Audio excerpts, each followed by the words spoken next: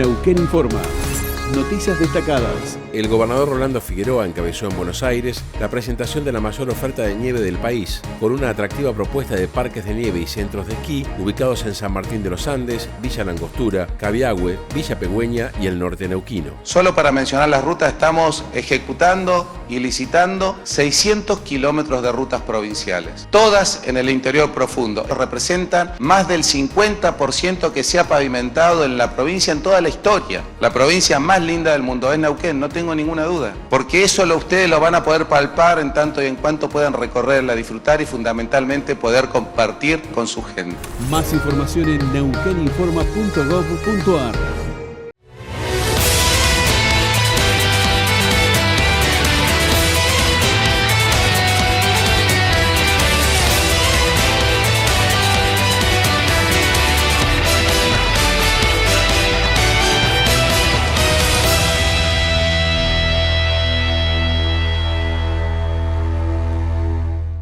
Buenas noches, bienvenidos a otro dato, bienvenidos a la pantalla de 24/7 Canal de Noticias. Hoy, como ustedes saben, como cada jueves, nos vamos a dedicar a charlar un ratito con nuestros entrevistados sobre los temas que consideramos están marcando agenda en la región. El primer tema tiene que ver con la pobreza, con la situación de calle de mucha gente. El gobierno de la provincia, con otras organizaciones, estableció una carpa para que la gente en situación de calles tenga, por lo menos, y ante las temperaturas que estamos viviendo, un plato de comida, una ducha y un lugar para calefaccionarse y dormir. De eso vamos a estar hablando con Rubén Lescano, referente de Red Solidaria. Por otro lado, vamos a estar hablando con el diputado provincial de Fuerza Libertaria, Guillermo Monzani. Vamos a recorrer distintos temas, infraestructura en la provincia del Neuquén, los riesgos que corremos con el río Neuquén y una eventual crecida, con el frío y lo que ocurre con justamente nuestras calles. Vamos a estar hablando de política, vamos a estar recorriendo todo a agenda abierta con el diputado Guillermo Monzani, así que espero que disfruten estas charlas tanto como nosotros. Así arranca otro dato. Bueno, y ya estamos con Rubén Lescano, es referente de Red Solidaria, y vamos a hablar de un tema que atraviesa la grieta, diría yo, que es la pobreza, que es la pobreza extrema, que es la gente que vive en la calle, está en la calle, que no tiene dónde ir, dónde comer, dónde ducharse. El tema recurrente, lamentablemente, de cada invierno. Y este año se ha dispuesto una gran globa, una gran carpa, donde al menos estas personas tienen esa posibilidad de dormir, de ducharse, de tener un plato de comida. Vamos a hablar con Rubén Lescano, que es referente de Red Solidaria, no solo de esta carpa, sino del problema en general. Rubén, gracias por haber venido a 24/7 Canal de Noticias, a otro dato. ¿Cómo estás? ¿Qué tal? Bueno, ¿cómo les va a ustedes? Muy bien. Bueno, es recurrente los inviernos que este tema aparezca, por supuesto, en la agenda.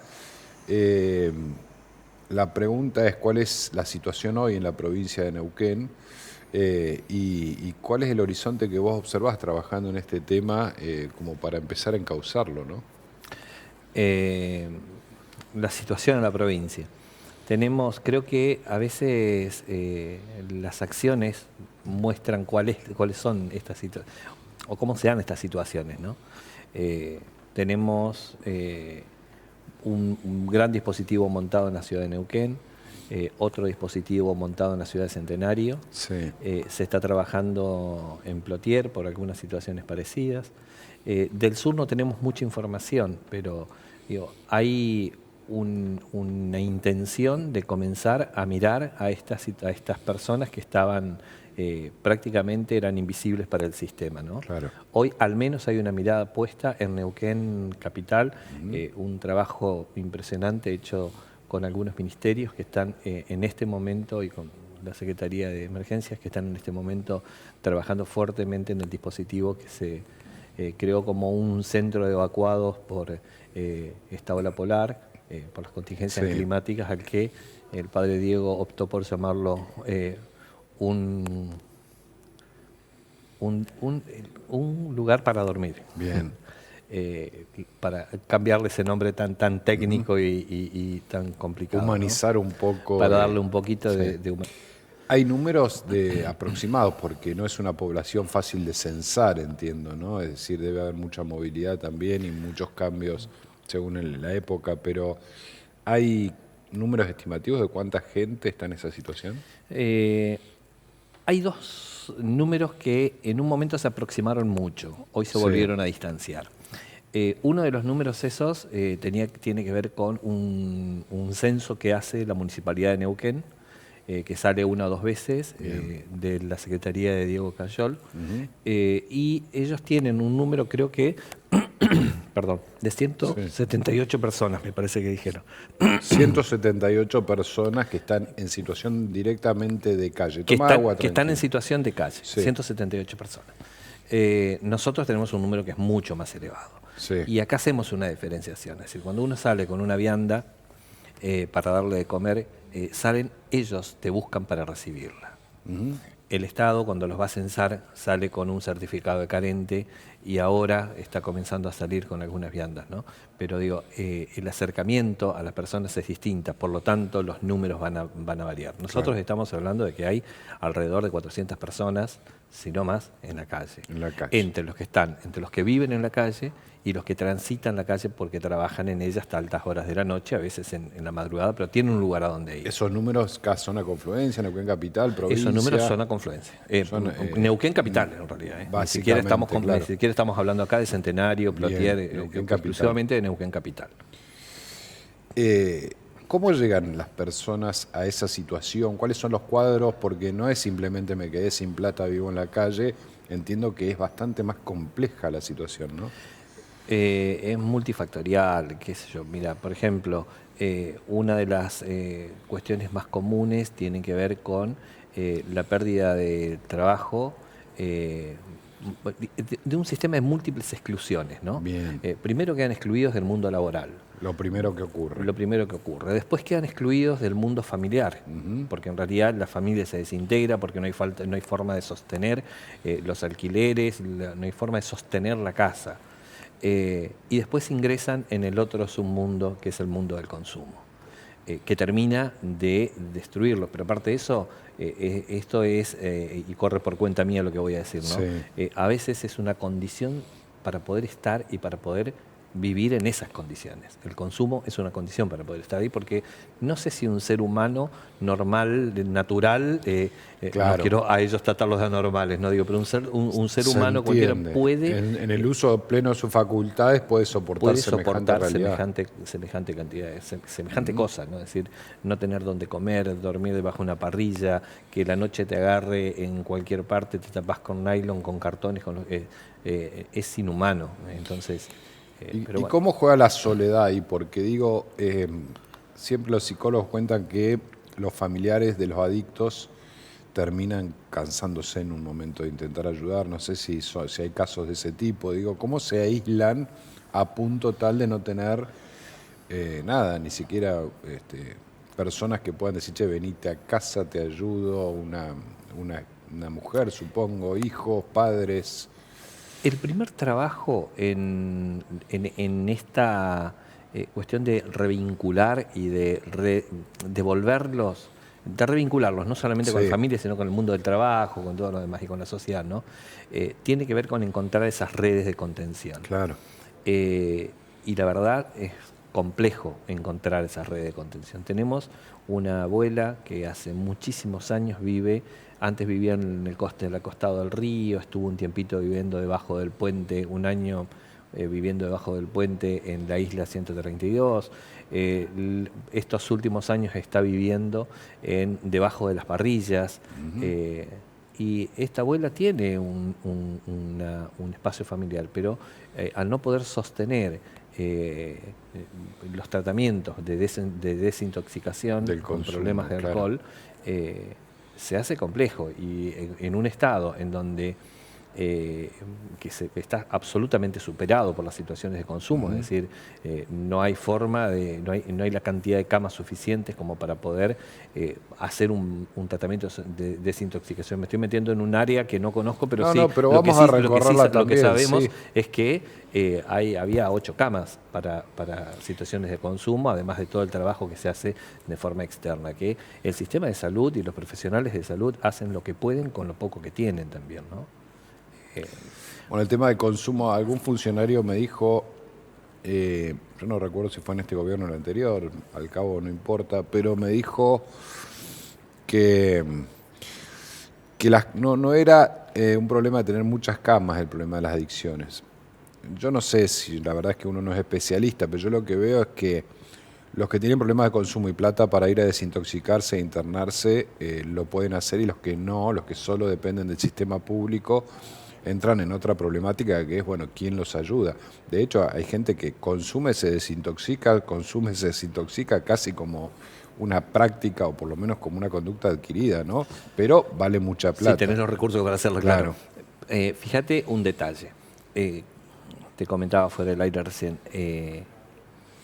Comienzan a circular, es decir, cuando la gente está en la carpa, estamos hablando de una carpa que alberga 70 personas, están todas juntas, ¿no? Después hay otra que tiene otros espacios más. Y nosotros lo que hacemos normalmente los voluntarios es acercarnos, charlar con ellos, le contamos el cuentito de las buenas noches, como decimos siempre, ¿no? Y una de las frases que más circula es: voy por mi segundo día, voy por mi tercer día sin consumir. Es decir, no es tan complejo, evidentemente, tampoco el poder hacer los abordajes. Un poco de contención y un lugar ya los estimula. Hay un equipo de 2, no sé cuántos médicos están trabajando 2 o 3 médicos están, es decir, hay 2 o 3 caras que las conoce y que están siempre en la carpa, en el puesto médico de avanzada que se armó ahí, y se hace un trabajo increíble con 4 camillas, 5 camillas, en donde se hace todo el trabajo de contención desde lo clínico, ¿no? Hay un equipo de algunos psicólogos, es decir, que van acompañando este proceso. Si nosotros logramos sostenerlo en el tiempo, al menos estos 2 meses, wow, miércoles que será un trabajo importante. Por eso digo, que nunca se había hecho, por lo menos yo no tengo recuerdo. No. Tengo entendido que no. El compromiso que asumieron estos 3 ministerios, Castelli, Nicolini y Luciano Ortiz Luna, realmente es descomunal, es algo... Bueno, a ver, le contamos a la audiencia, se decide poner una carpa, no sé con capacidad para cuántas personas, donde comen, se bañan, reciben análisis clínico para ver su estado general de salud y entiendo que el afecto que reciben allí y apoyo psicológico. Este sería un poco el planteo, ¿no? Mira, vos sabés que yo quiero hablar de 2 cosas con respecto a la carpa. Una es las cantidades, que realmente son importantes. Normalmente uno habla de las cantidades, ¿no? Es decir, cuánta gente te encontraste, cuántas viandas repartiste. Estos son los diálogos entre las personas que trabajamos en la calle. Nos cruzamos muchísimo con Noche de la Caridad, del padre Diego Canales, que tiene la parroquia en Alta Barda. Nos cruzamos a la noche con Menos Blamas Amor, que tiene una iglesia allá cerca de la Combate de San Lorenzo. Son personas con las que compartimos muchísimas experiencias de esta, ¿no? Y uno habla de los números. Recién te decíamos, hay alrededor de 400, 200 y 200 más o menos. En la carpa ingresaron hasta ayer, no tengo los datos de anoche, pero anoche tienen que haber sido otras 100 personas más. Hasta ayer, los datos registrados, hasta vuelvo a decirte, sin los de anoche, 115, así que supongo que estamos hablando de, en este momento, 125 ingresos. Bien. Perdón, 215 ingresos. 215, bien. Ingresos. Con un promedio sino con ingresos, el primer día fueron 40, el segundo día tuvimos un 80% de incremento, fueron 70, el tercer día fueron 105, 101, anoche tienen que haber estado rondando las 100 personas también. Bueno, aprovechamos a decir que esto es la ciudad deportiva, ¿no? Esto es una ciudad deportiva. Sobre todo los que conozcan gente en esta situación y que les quieran. Y a través del 107 también lo pueden hacer. Y lo otro es que yo te decía lo de la calidad. Sí. ¿Por qué hablo de la calidad? Porque en realidad el trato humano que reciben es realmente increíble. Es decir, la calidad humana de los empleados de los ministerios, de la gente del CIEN, de la Secretaría de Emergencia, es una cuestión realmente loable. Y quiero destacar esto porque no siempre nos pasa que te encontrás con espacios amigables para trabajar con este tipo de gente. Tienen un primer ingreso en donde la policía hace un cacheo, por decirlo de alguna forma, para cuidarlo a ellos y para cuidar al personal que trabaja allí. Pasan a un espacio en donde toman sus registros, todos sus datos. De ese lugar pasan al puesto médico de avanzada, donde se realizan todos los controles. Ese puesto está equipado hasta con ecógrafos y máquinas para hacer rayos. Bien. Hay una odontóloga que va de tanto en tanto a atender en las condiciones que puede. Bueno, esa es otra cuestión que después tendríamos que charlar también. Y una vez que están allí, que se les da el visto bueno, si es necesario desintoxicarlos, se los interna en ese mismo espacio, se los medica, pasan a buscar ropa limpia y algo que parece una pavada para nosotros, ¿no? Para ellos lo que más valor tiene es poder tener ropa interior y medias limpias. Claro. Y de ahí pasan a las duchas. Una vez que se ducharon, se dan una buena ducha de agua caliente, pasan al comedor, donde tienen una comida calentita. En ese espacio toman contacto con los psicólogos, están pastores, está el padre Diego dando algunas vueltas siempre.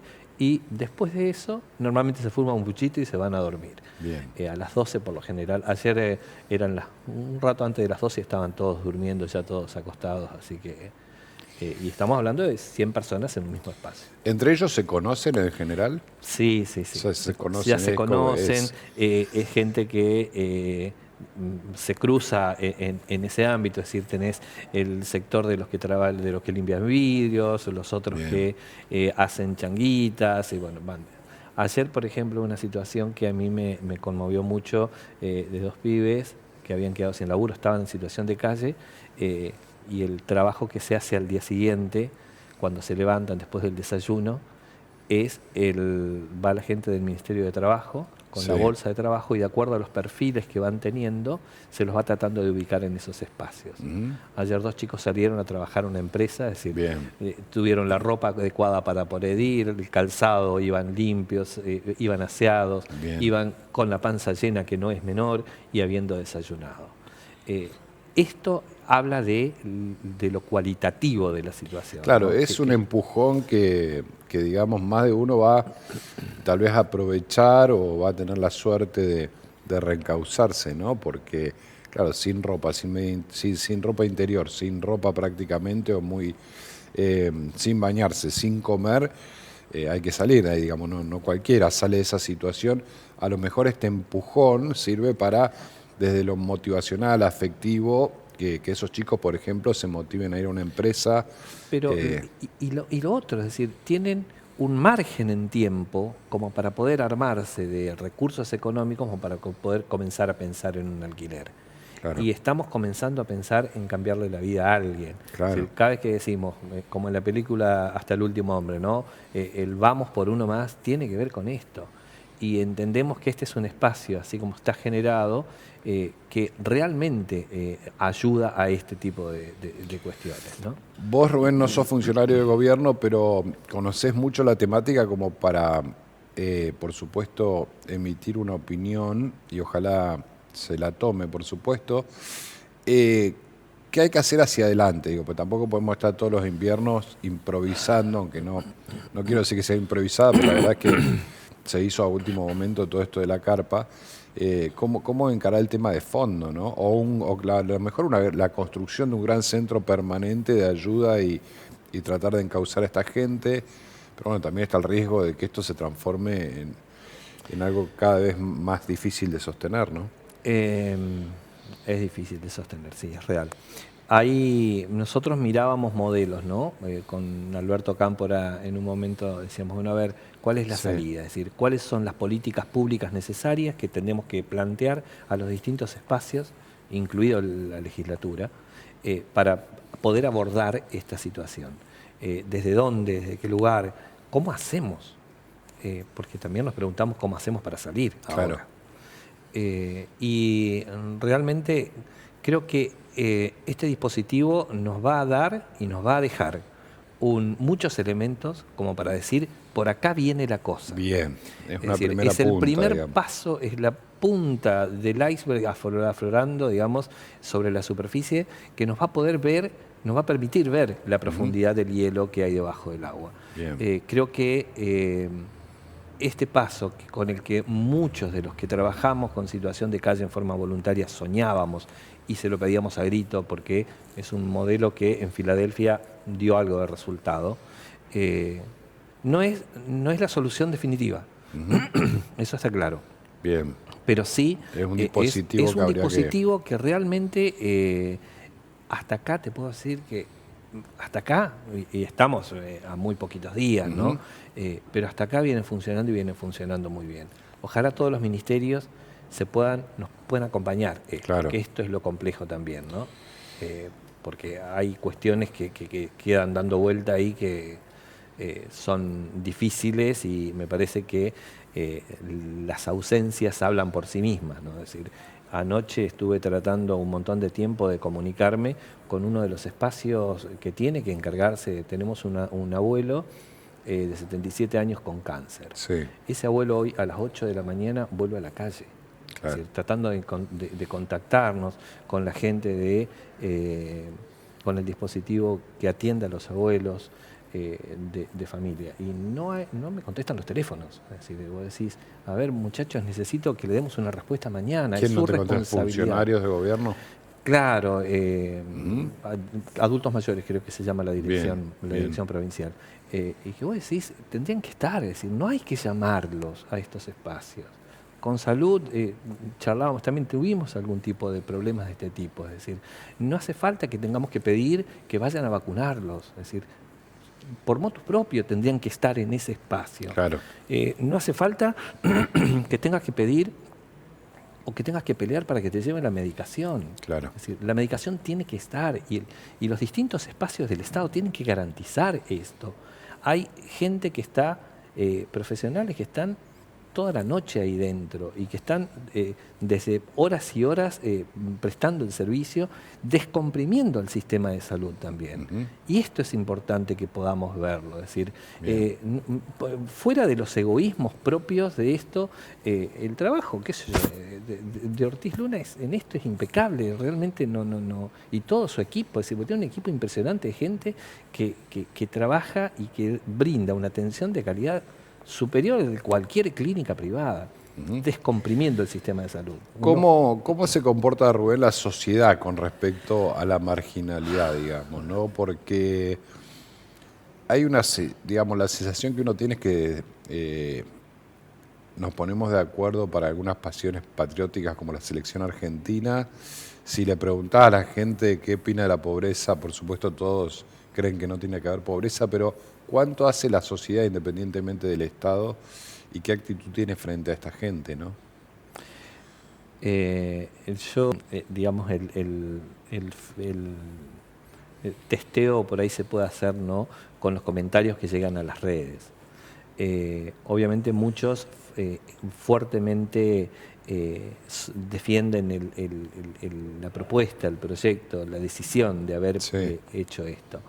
Y muchos otros cuestionan el hecho de por qué el Estado tiene que gastar semejante cantidad de dinero por eso para esto. Hay distintos discursos. Hay dos discursos muy radicalizados también, ¿no? A ver, ahí en la práctica ninguno de los dos discursos lo corrigió todavía cuando les tocó gobernar, ¿no? Bueno, digo, más o menos, pero la pobreza sigue siendo un problema importante en la Argentina. La pobreza sigue siendo un problema importante y la pobreza sigue siendo,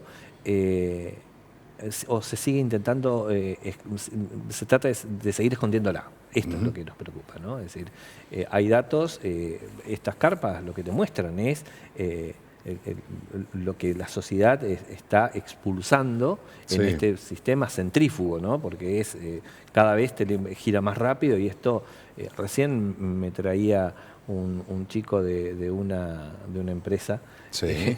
y me decía, yo vengo de Comodoro Rivadavia, dice, es impresionante la cantidad de desempleo que hay allá.